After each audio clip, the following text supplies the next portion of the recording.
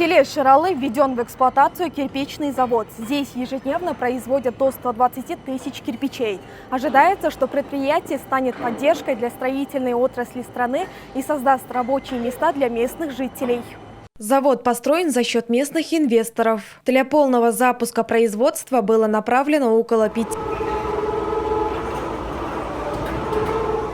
Особенность этого завода – автоматизированная система производства. Здесь задействованы роботы, которые выполняют основные процессы и значительно облегчают труд рабочих.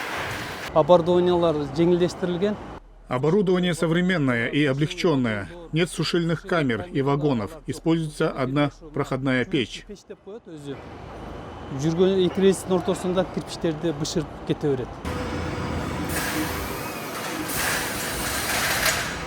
Большинство работников завода – жители близлежащих сел. Им предлагают достойную зарплату и стабильную занятость. Сельчане говорят, что рады трудиться у себя на родине и иметь возможность содержать семью, не уезжая далеко.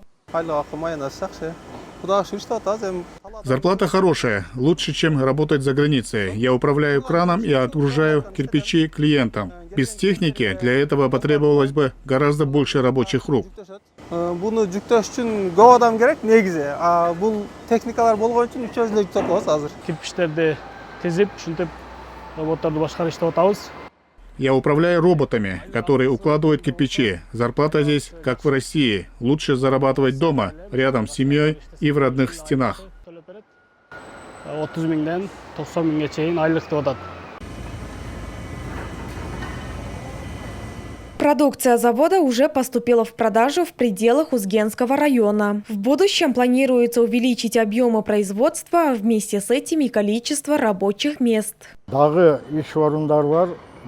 Работа есть. Кто хочет, может прийти. При хорошей работе можно получить зарплату до 100 тысяч сомов. Один раз в день дают горячее питание. В будущем обещают построить общежитие.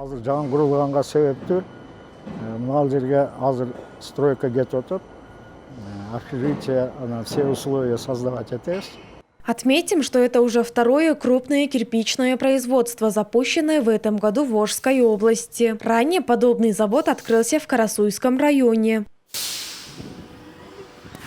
Айтунук Мамытова, Бек Туркалыбек улы, ЛТР, Волжская область.